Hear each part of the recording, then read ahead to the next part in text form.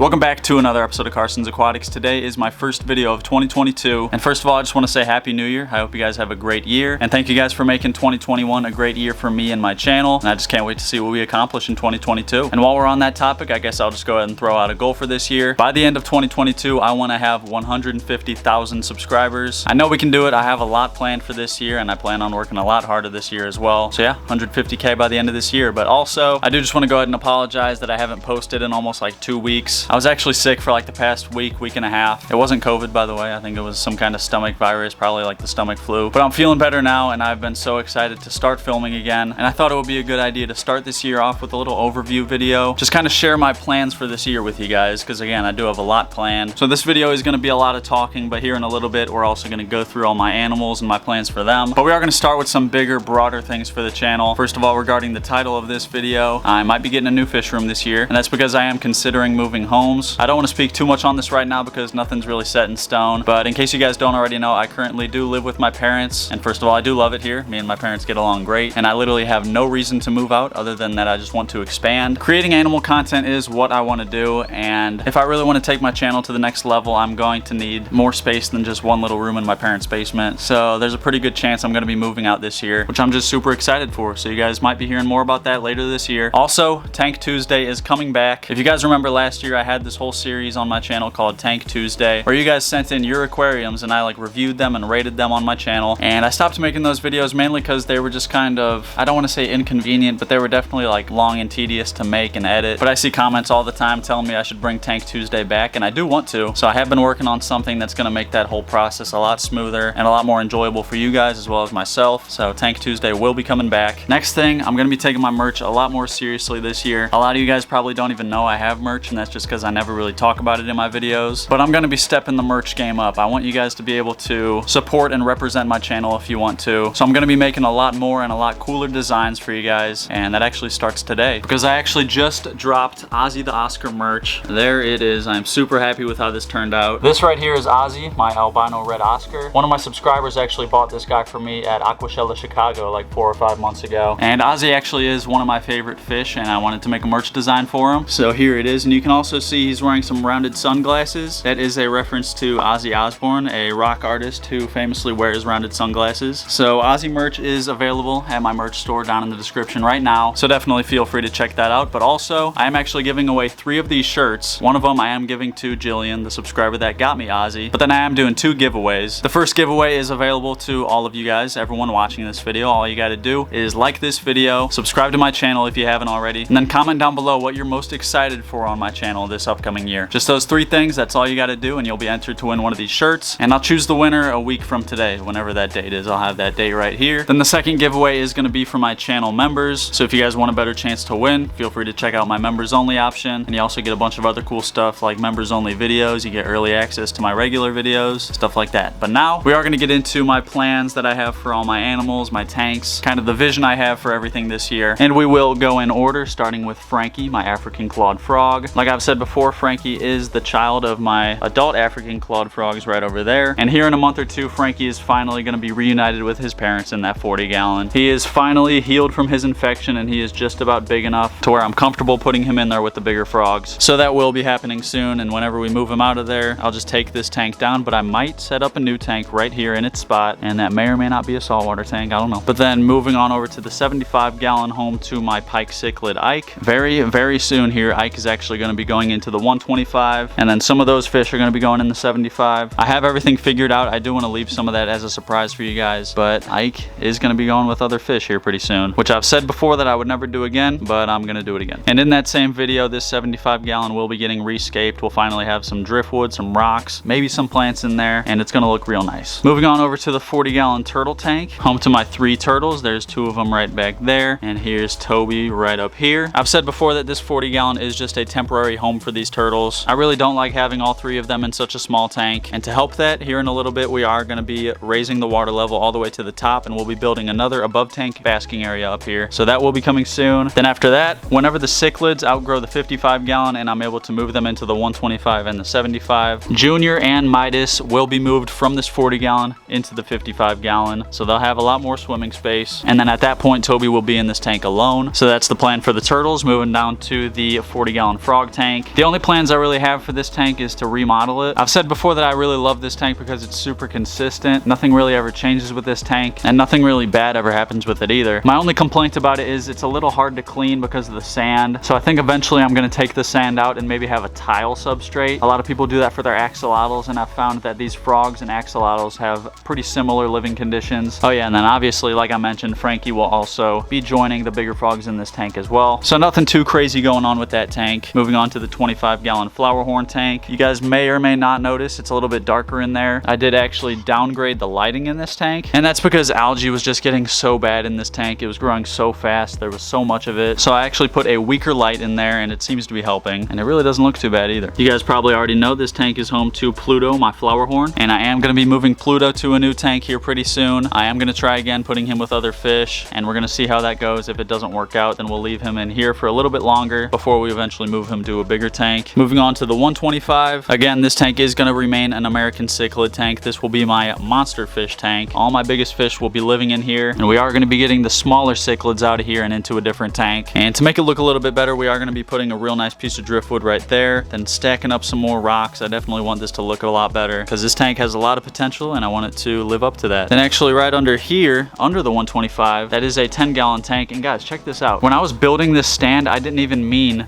to do this, but this stand literally fits a 10-gallon aquarium perfectly. I mean, look at these gaps. There's like not even a gap there. So we are going to be setting up a 10-gallon tank right here. I think it's going to be a bait tank. We can like breed guppies in there that we can feed to the cichlids and the turtles and frogs. And I'll probably grow out a lot of plants in there that we can like move to other tanks in the future. And then eventually I might even put a 10-gallon on the other side and do whatever with that. Maybe do another beta tank, pea puffer tank, I don't know. Moving on to the baby cichlid tank. These are my baby convict cichlids. There are actually now only 6 of these baby convict cichlids. I've explained before that this pretty much is just survival of the fittest. The strongest fish survive and the weaker ones die off. I don't know what exactly happens. I think they might just like turn on each other when they get to a certain age. We probably would have had a higher survival rate if we would have like separated them earlier, but I just didn't really have room or tank space to separate them. But what we have here is a super strong 6. It has been these 6 in here for the past like month or two, and you can see the biggest one is actually getting to a pretty good size, and I pretty much made up my mind that I am going to keep all 6 of these guys. These are the children of Killer, my old convict cichlid, and Kobe, the blood parrot. And I told you guys a couple videos ago that Killer did pass away, and I'll explain that probably in my next video. But kind of as a memory of him, I think I do want to keep all of these convicts, and we'll definitely name one of these guys Killer Jr. And yeah, here pretty soon we're going to have 3 cichlid tanks, so they'll definitely have quite a few tank options that they can go in. And then our last tank right over here, the 55-gallon. This currently is an American cichlid tank for my younger American cichlids. They're all kind of in hiding right now. There's Ozzy right back there. But again, this will be a cichlid tank for the next couple months. And then whenever we move these guys into either the 125 or the 75, then we'll transform the cichlid tank into a turtle tank, which will be home to our 2 red-eared sliders. So that's all the aquariums down here in the fish room. Real quick, I do want to head up to the pond and just talk about that for a second.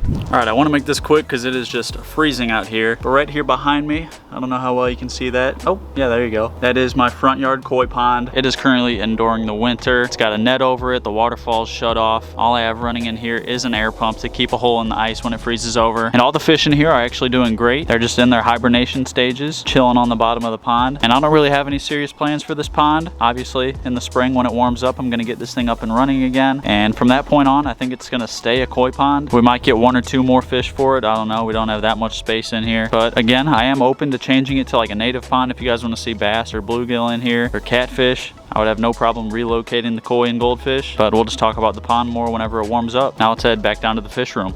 So yeah, I think that's pretty much everything I wanted to talk about. Oh wait, actually one more thing. If you guys remember last year, I did go to 2 out of 3 of the Aquashellas, which in case you don't know is a huge aquarium convention, and I'm hoping to go to at least 2 of them again, maybe all 3. I'm not sure exactly when all of them are. I think the first one is in Orlando in February, and I am hoping to go to that one. And then I'll probably also go to Chicago as well, and maybe Dallas. So that right there is a few opportunities to come meet me if you guys want to do that. And yeah, now I think that's everything I wanted to talk about. So yeah, hopefully now you guys kind of get my vision, my plans for everything here in 2022. Obviously, a lot of that is going to change. Stuff is always changing around here. I'm super excited to see where we're at the end of this year, what kind of new tanks, fish, turtles we got this year. And yeah, thank you guys again for all the support. Feel free to leave any comments down below of what you guys think I should do, what I should get this year, where I should travel to. I do want to do a lot more traveling this year. But other than that, that pretty much is going to wrap up this video, and today's comment of the day goes out to And if you want your comment to be the comment of the day in the next video, all you gotta do is drop a comment down below, and that could happen. And if you liked this video, be sure to hit that like button, do me a favor and hit that subscribe button, turn on post notifications, and I'm gonna see you